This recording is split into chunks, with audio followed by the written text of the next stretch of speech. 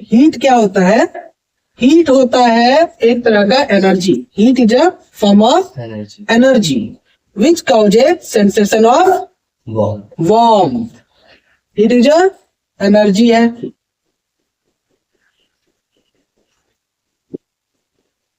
Energy का ऐसा unit क्या होता है? जूल। जूल।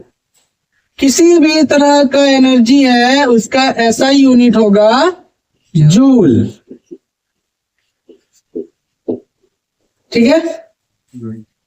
अब एनर्जी के बाद हीट इवापोरेशन ना, सबसे पहले क्या आता है? इवापोरेशन। इवापोरेशन के बाद क्या आता है? वेपोराइजेशन। वेपोराइजेशन के बाद क्या आता है?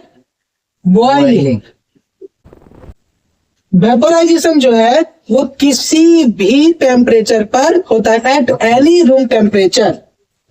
जैसे कपड़ा सुखाते हैं, ठंडा हो, गर्मी हो, बरसात हो, किसी भी रूम टेम्परेचर पर इवापोरेशन होता है। फॉग में नहीं होता है, सब में होता है, धीरे होता है, बहुत ही ज्यादा स्लो प्रोसेस है। इवापोरेशन जो है बहुत ज्यादा स्लो प्रोसेस है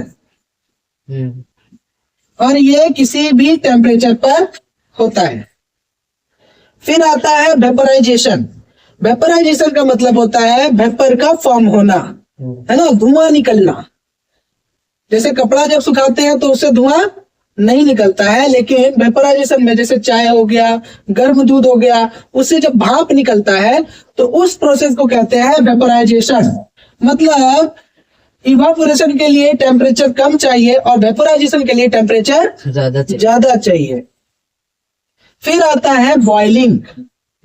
बॉइलिंग एक अलग ही चीज है। इसका बॉइलिंग में बबल्स फॉर्म होता है, बॉइलिंग में बबल्स फॉर्म होता है और अलग अलग लिक्विड का अलग अलग बॉइलिंग पॉइंट होता है।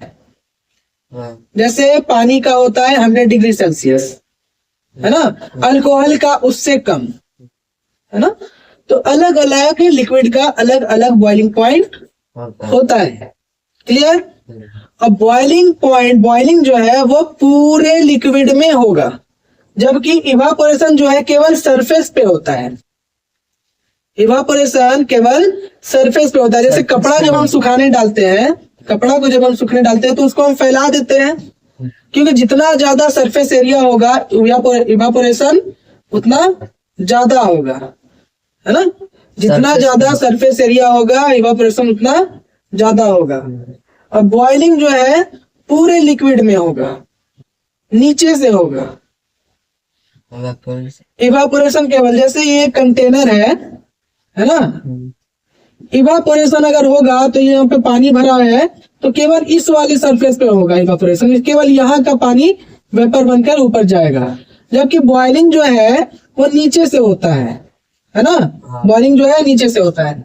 इवापोरेशन के लिए अलग से कोई फ्यूल का सोर्स ऑफ एनर्जी का जरूरत नहीं पड़ता है, नेचुरल सोर्स का जरूरत पड़ता है, वो जो कि है सन। नेचुरल सोर्स का जरूरत पड़ता है जो कि है सन। और बॉइलिंग के लिए सोर्स ऑफ एनर्जी का जरूरत पड़ता है, जैसे एलपीजी हो गया या लकड़ी जला लिए या कोयला जला लिए, तो सोर्स ऑफ एनर्जी की जरूरत पड़ता है। क्लियर? तो ये हो गया बॉइलिंग, वेपोराइजेशन और इवापोरेशन। अगर इवापोरेशन स्लो प्रोसेस है तो बॉइलिंग फास्ट प्रोसेस है। क्लियर? Thermal expansion. क्या पढ़ेंगे? Thermal expansion. थर्मल एक्सपेंशन जो है वो 3 तरह का होता है। एक होता है लीनियर एक्सपेंशन, दूसरा होता है सुपरफिशियल एक्सपेंशन और तीसरा होता है क्यूबिकल एक्सपेंशन।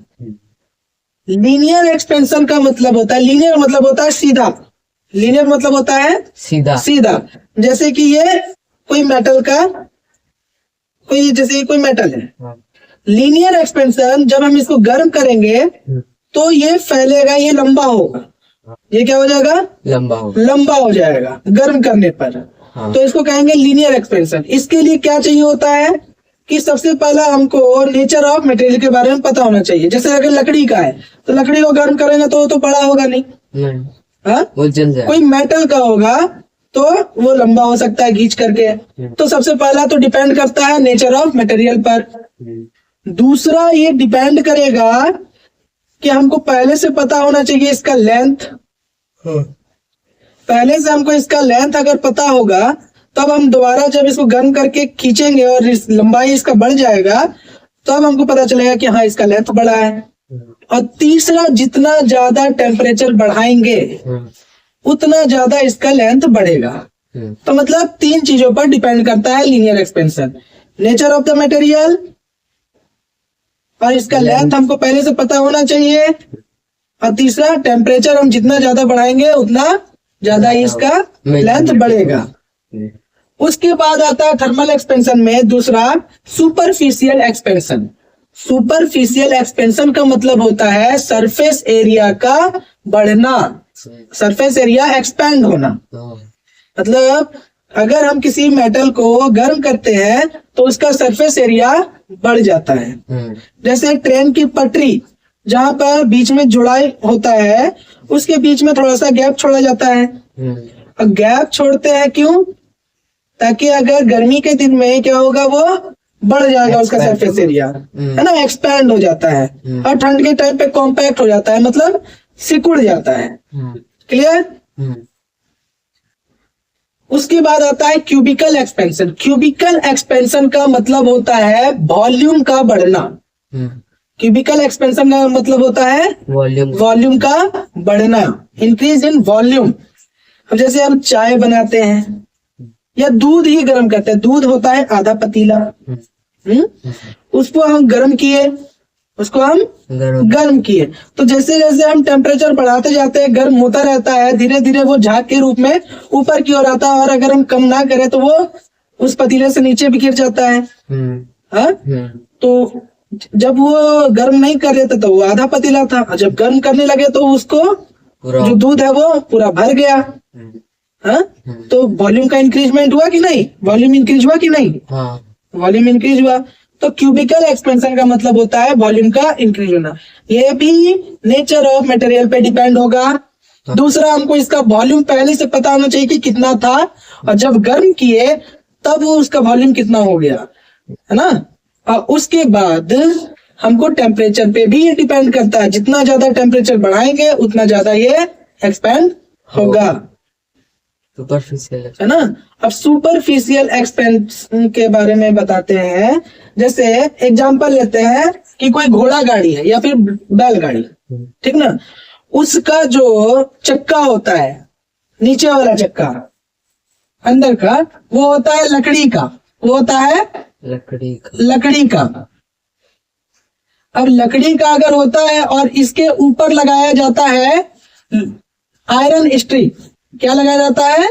Iron strip. और आयरन स्ट्रिप का जो रेडियस होता है, आयरन स्ट्रिप का जो रेडियस होता है वो इस लकड़ी वाले वुड वाले रिंग से कम होता है। क्यों कम होता है?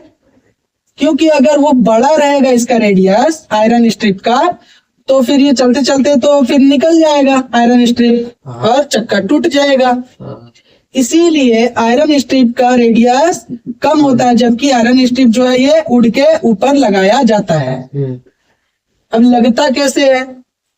आयरन स्ट्रिप को किया जाता है हीट, गर्म, और जब वो गर्म किया जाता है तब उसका जो रेडियस है वो बढ़ जाता है, मतलब उसका सरकमफ्रेंस बढ़ जाता है। और तब उसको वुड वाले व्हील को उसमें लगाया जाता है और ठोक पीट करके सेट कर दिया जाता है। और जैसे ही वो ठंडा होता है फिर वो कॉम्पैक्ट हो जाता है, उसको बहुत जोर से पकड़ लेता है, तब फिर वो वुड को नहीं छोड़ेगा, लकड़ी वाले व्हील को नहीं छोड़ेगा। क्लियर? फिर और अगर लीनियर एक्सपेंशन की बात करें, लीनियर एक्सपेंशन का बहुत सारे एग्जांपल है। जैसे सैगिंग वायर, देखे होंगे, टेलीफोन का वायर जो होता है, या फिर जो वैसा वायर जिसका पोल बहुत ज्यादा दूर दूर तक होता है ना, तो उस तरह का वायर को थोड़ा सा ढीला ही लगाया जाता है। कैसा लगाया जाता है? जैसे ये पोल है यहाँ पर और ये पोल है यहाँ पर, इसका जो वायर है इस तरह से लगाया जाता है, ना कि इस तरह से लगाया जाता है ना, झूला हुआ लगाया जाता है। कारण कि जब भी गर्मी होगा तो ये तो झूल जाएगा, ढीला हो जाएगा, लेकिन जब ठंडा होगा तो ये थोड़ा सा कॉम्पैक्ट हो जाएगा, टाइट हो जाएगा। लेकिन अगर ये पहले से ही टाइट है पूरा, तो ठंड के दिन में ये टूट जाएगा, है ना। ठंड के दिन में ये टूट जाए। टूट जाएगा, इसीलिए इसको ढीला लगाया जाता है।